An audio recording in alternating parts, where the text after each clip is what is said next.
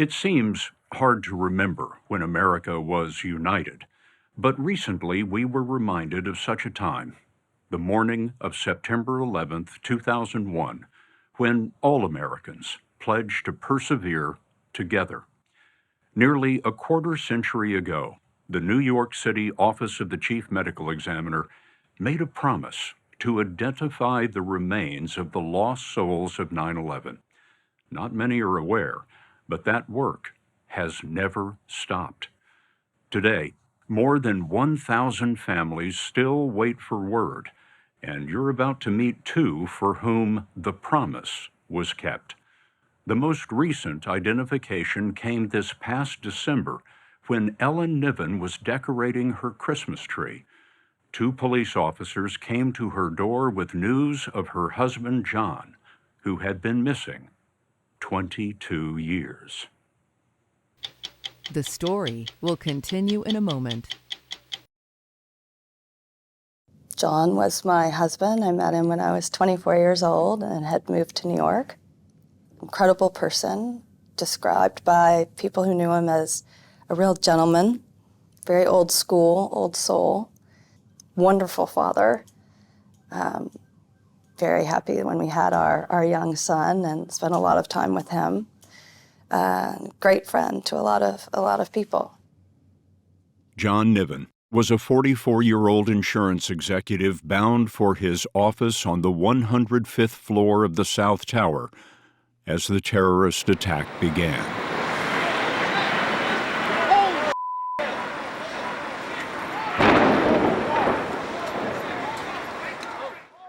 The first building was hit. Mm-hmm. John was in the second building. The South Tower, yes. And he had an opportunity to call you. Yes, he said, "Hi, honey, it's me. If you hear anything on the news, don't worry, I'm okay." It was the other building. In the other building, a different family tragedy was unfolding. 25-year-old Haberman, Andrea L., had just received a visitor pass on her first trip to her company's headquarters on the 92nd floor. Back home in Chicago, Andy, as her family called her, had just been fitted for her wedding dress. What? In Wisconsin, her mother, Kathy, was watching the news. I was shocked, and I ran upstairs to wake up Gordy to tell him. And then I came back downstairs just in time to see the second plane hit. That was United Flight 175 as Gordon Haberman joined his wife. I threw a cup against the wall. I remember that. Thing is, we didn't know what tower she was in. We didn't know where she lived. The search for Andrea Haberman, John Niven, and nearly 3,000 others would become the passion of Dr. Charles Hirsch, the city's chief medical examiner. He raced to the base of the burning towers with a team that included a young scientist named Mark Desire. Both towers were standing, they were on fire. We parked our truck. We were to set up a temporary morgue and begin to preserve the evidence. Wasn't down there very long. I had just received my orders from Dr. Hirsch. I picked up our gearbox and the South Tower cracked. It was right over us, that plume. They could see the steel and the fire coming down, and I thought, this is it, this is how I die. The South Tower, with John Niven inside, foundered after 56 minutes.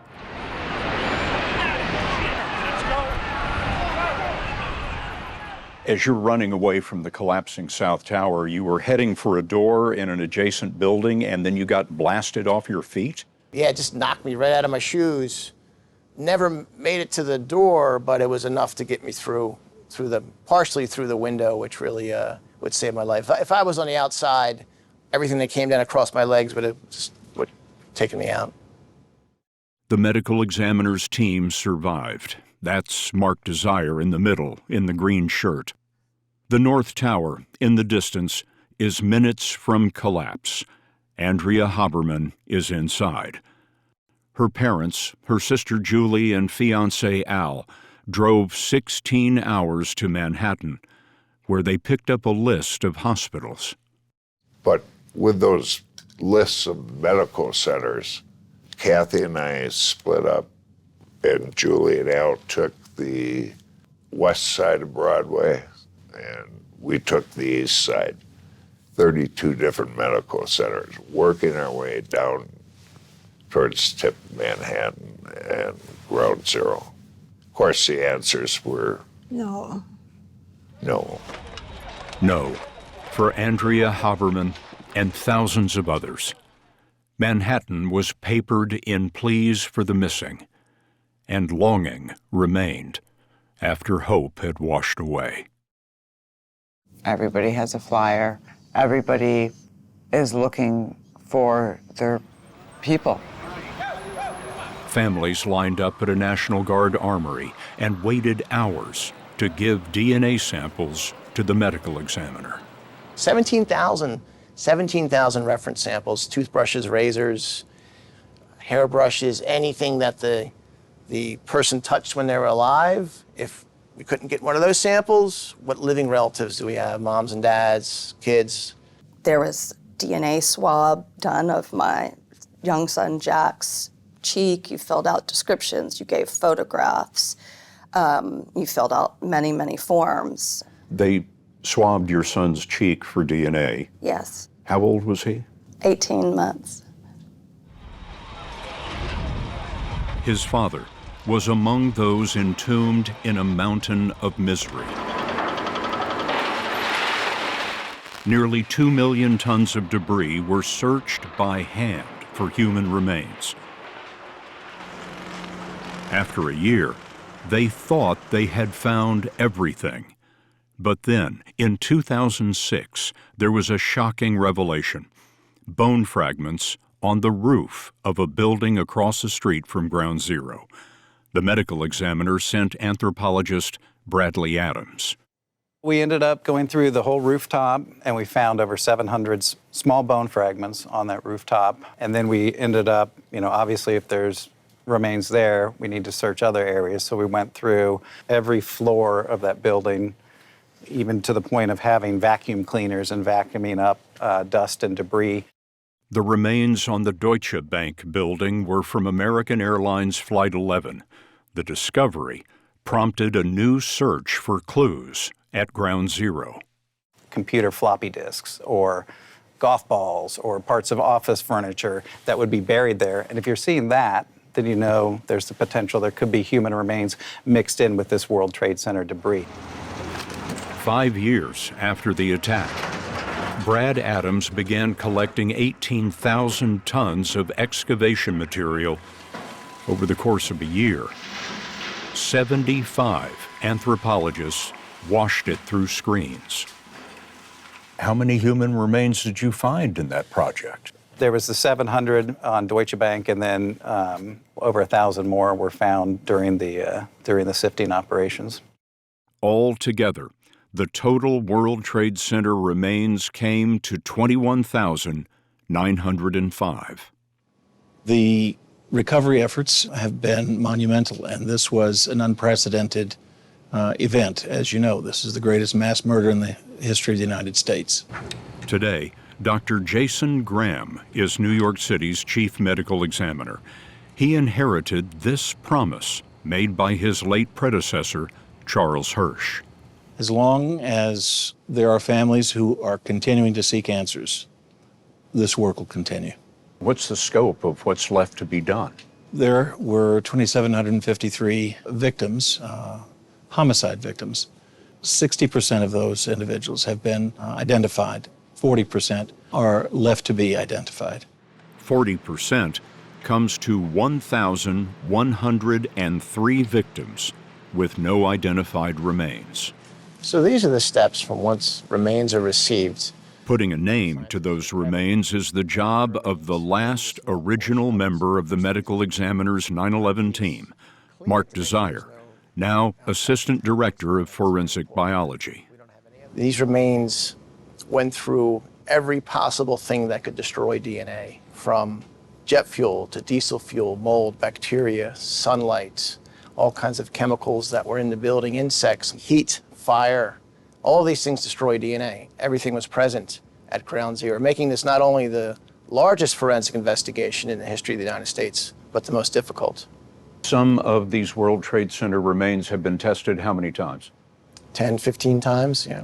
Without a result. Without a result. But if there's DNA in it, we're going to find it. We're going to find it. We're going to generate a profile. It may take us a while. All remains today are bone. In a demonstration with animal bone, Desire showed us new technologies that make breakthroughs possible. They include this cryogenic grinder, filled with liquid nitrogen at 320 degrees below zero.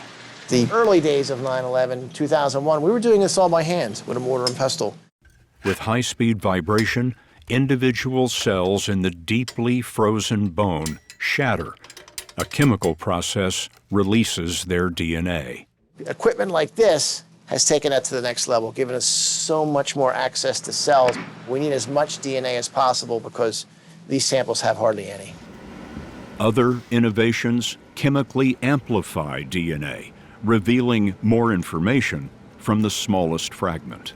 Some as small as the size of a Tic Tac. We've been able to get DNA from those and generate a DNA profile. Samples are tested every week with advanced technology. John Niven's bone fragments, 15 in all, had been tested for years. Then, last year, the lab made a perfect match to the swab of the cheek of his infant son, taken 22 years before. First notifications are made in person. And the police came to the door, and my first reaction was, I said, is it my son? And they said, no, everything's okay. And these two wonderful, really kind policemen said, we're here to deliver you the news. And they had a letter that your husband's DNA has been discovered. When the police officer said, we found your husband's DNA, I mean, that must have hit you as quite a shock. It was a shock that they'd been looking all these 22 years. I thought that door had long been closed. Why open the door at all? It turns out many families don't want to know. When we come back, why others, including Andrea Haberman's family, are eager even now for every revelation.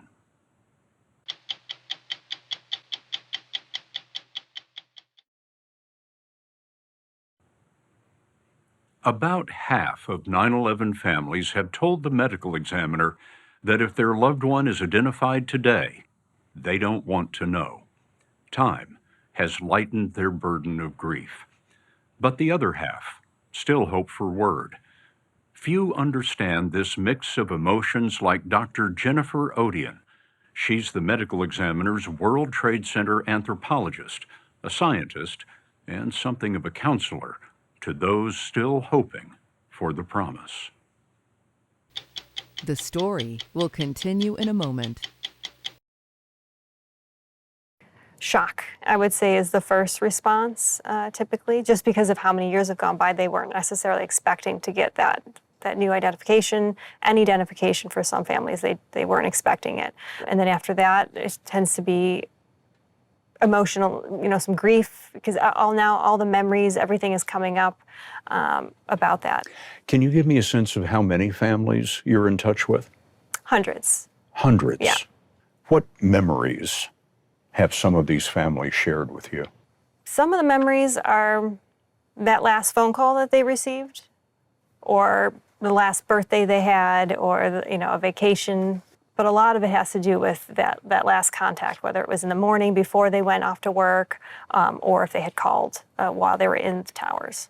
A vital part of your job is to listen. Yes. And I will listen as long as they would like me to. We have phone calls sometimes, and it'll last an hour, and I will stay on and listen and talk to them. When they have questions, I'll answer it, but a lot of times they just want to speak to someone. I talked to Dr. Odian, Jen, who was wonderful and so kind and so nice.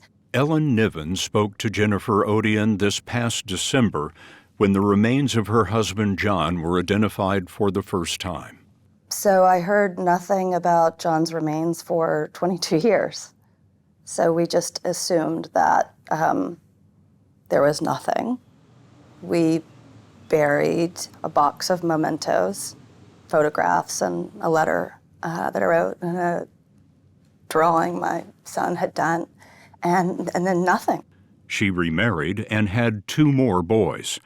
Her son Jack was 18 months old when his father died. Now, age 24, Jack let his mother tell the story of how his father's identification struck them differently. For me, it was very sad. For him, it was uplifting in a way to realize that people had been working all that time to find any piece of his dad, and that of all the people that were blessed by this breakthrough, that it was his dad, and that meant so much to him. So it was really moving to see how moved he was. So many people who had met John or had even not met John reached out to us, emails, letters, phone calls, to me and to Jack. And I think that for Jack, it really brought to life so many descriptions of his father that as a young man, he could now really appreciate. So it was a great remembrance, John being able to be back in a lot of people's minds.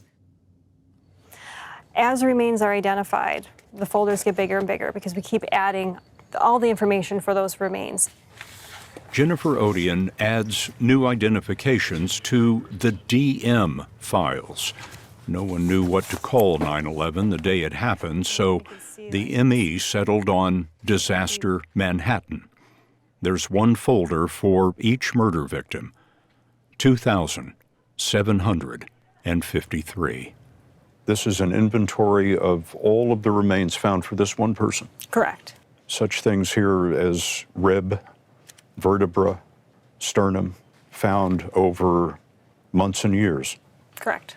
This indicates that about 50% of this body was recovered. Roughly, yes. And it's a very rough estimate. We're trying to understand how many of the remains have been identified, how much of that individual is there, what are the chances that more remains will be identified? Because those are questions that families will ask. Families have a choice. They can ask a funeral home to pick up a remain vacuum-packed like this, labeled with an American flag, or they can leave the remain in the custody of the medical examiner. I tell them that they don't have to make that decision right now. They can call back in a month, a year, 2 years, 10 years, and we could then have those remains transferred over to the funeral home that they choose. You are keeping track of the remains that precisely. Oh, absolutely. We know where every single remain is. How do you do that? We have numbers associated with all remains. So every remain that was recovered has a specific unique number associated with it. Number 18,756 is the most recent remain of Andrea Haberman. Andrea. The Habermans have asked to be told of all new identifications.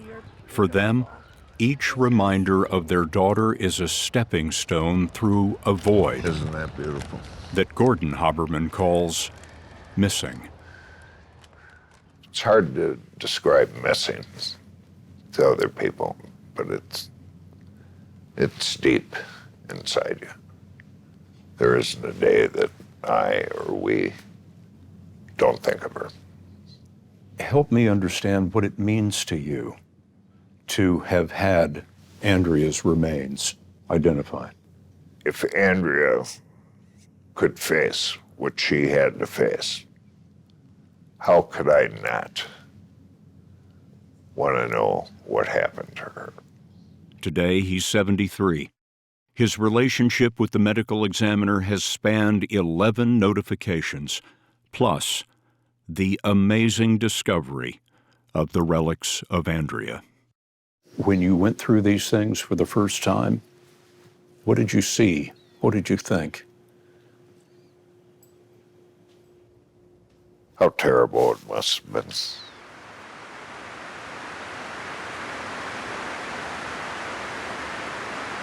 We met Gordon Haberman at the National September 11th Memorial Museum at Ground Zero.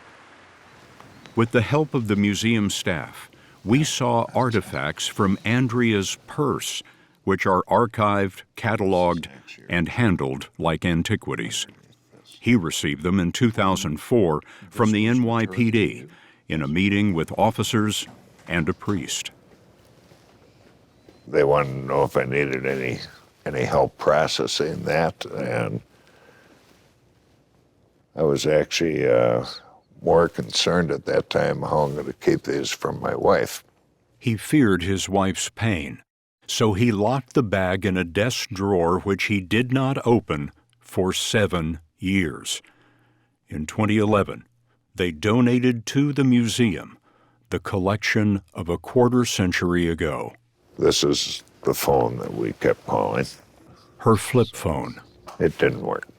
A pager, driver's license, and the last photo of her life, the visitor ID that captured Andrea's spirit minutes before she was gone. And that was our Andrea.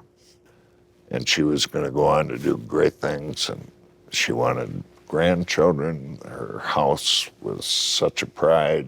She loved her Al so much. You can see it in her smile. Oh, yes. Yes. You can see it in her face. Yes. He brought Andrea's identified remains home to Wisconsin, but he believes her other remains, still unidentified, are in the museum behind this wall and a verse by the poet Virgil. No day shall erase you from the memory of time. Many museum visitors don't realize, but this is the outer wall of the medical examiner's repository for 9/11 remains. We're in what was the basement of the North Tower. Yes.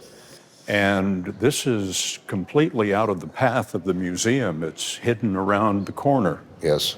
Next to the repository, this is the entrance to the Office of the Chief Medical Examiner Family Reflection Room. The room and repository have never been seen by the public. Families only can call a number on the door which summons an escort, often Dr. Jennifer Odian.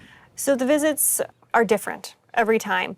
Some families are very emotional, and I'll sit in with them for an hour and just hear stories, and I'll walk around with them until I know that they're okay, and then I leave the room completely so they have the space to themselves. This must be a burden to you. I don't consider it a burden. It's tough. I definitely have moments of, feeling very emotional and needing to step back. But when I talk to a family and they say, thank you, how grateful they are with our continued work, that a question I've answered helped them in some way, it makes it all worth it. Gordon Haberman invited us inside as his guest. No camera, but we were allowed to record the audio. We found a small sitting room and a window into the repository for human remains. The window we're looking through looks like it's about 5 feet wide and 3 feet or so tall. Just a single window and a single wooden bench in front of the window. With permission, we gave our notes to an artist who sketched the view through the window that joins the family room to the repository. A loved one, sitting on the bench, sees a deep, austere, white room with rows of dark wooden cabinets 8 feet tall. They hold about 10,000 remains, both known and unknown. It is, in a sense, a private national shrine. After you. Why do you come here after all these years? I feel close to my daughter. She wasn't meant to be here, but she's here. The repository in the museum, which stands between the reflecting pools, seems like the right place, Ellen Niven told us, for her husband, John. Have you been here often? I have been here often. She has visited the pools over the decades to run her fingertips over her lost husband's tribute. And yet, she is surprised how the endless effort to actually find him allowed her to feel once again the embrace of a nation's devotion.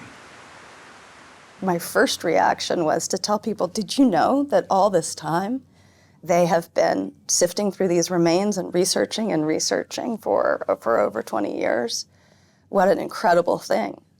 You know, John had another moment in all of our lives. So that was something I'm incredibly grateful for.